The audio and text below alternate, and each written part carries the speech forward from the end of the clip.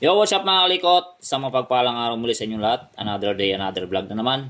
So for today's video vlog, so pag-aaral natin, share natin yung pagkakaiba na itong dalawang relay na to at paano nagpa-function or paano gumagana. So pareho siyang 5-pin relay. Yan. So ito, transparent relay, on relay na kung tawagin, kadalasan ginagamit sa motorsiklo, motor.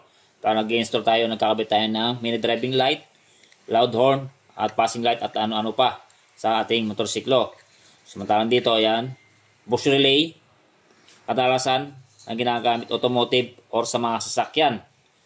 Ayan. So actually, mga kalikot, pwede naman ito gamitin, dalawa na to sa mga motorsiklo or sa sasakyan. Okay? So dito, sa relay na ito na black, which is nga na ginagamit pang automotive, meron siyang 30, 86, 85, tsaka dalawang 87. Yung gitna 87, tsaka yung nasa taas niya is 87 din. So dalawa 87 niya. Samantalang dito mga kalikot, meron siyang 30, 86, 85, tsaka yung sa gitna is 87A. Yung sa taas 87. So yan yun mga kalikot. So open natin. Yan, open ko yan para mas paliwanag ko sa inyo. Yan. So pareho sila, may coil sa loob. Yan. Which yung coil, ito magnetic coil, may nipis na size, ito maliit na size ng magnetic coil, o kung tawagin coil. So yung dulo sa dulo ng coil na yun mga kalikot, ang kinalabasan niya or connection niyan is itong 86 tsaka 85. Yan. Ang sisilbing trigger. Yan, yung coil. So ito yung pinapasukan ng trigger natin is dito, negative at positive supply. Ganoon din dito mga kalikot. So unahin natin dito sa transparent horn relay. Yan. So hindi pa napapasukan ng positive supply at negative supply itong 86 sa 85. Ang magkadikit niyan or magkakoneksyon niyan is itong 30 tsaka 87A. Try natin. Check natin sa pamagitan nating tester. Yan. Ilaw yung tester. Yan.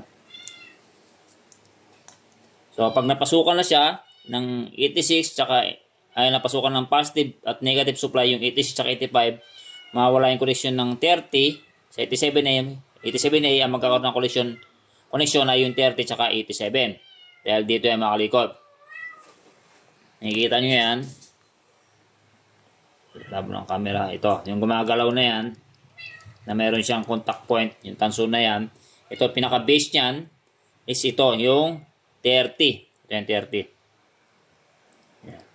So, kapag di pa napasukan ng 86, tsaka, napasukan ng positive supply at negative supply, yung 86 tsaka 85, yung contact point, or yung 30, yan. Labo ng camera. So, yung contact point yan dito nakadikit sa ito. Itong tanso na yan. Which is yung tanso na yan o yung may contact point na yan. Dito lang lumabas or ito yung pinaka-connection yan. Ayan o. Yun. Nakita nyo yung silalim. Ayan o. Yun. Yun. Yan.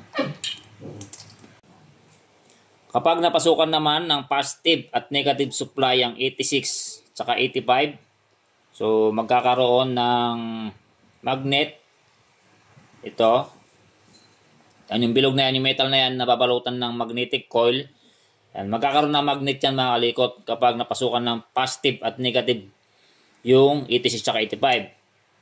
So, wala kasi tayong battery mga kalikot na pagsampulan. Higupin niya yan or mamagnetin niya ito. Ganyan. So, ang magdidikit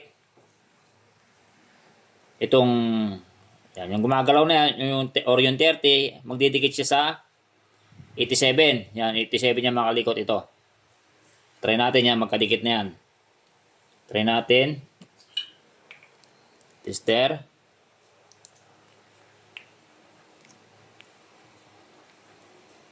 Ito yung 87. Yan, milaw. Yung 87A kanina, yan, mawala na siyang connection sa 30. Yan na. So, ganun gumagana. Function yung relay na ganito. 5-pin relay, horn relay, yung transparent na ginagamit sa motor. Next natin, ito, yung pang automotive o pang sasakyan.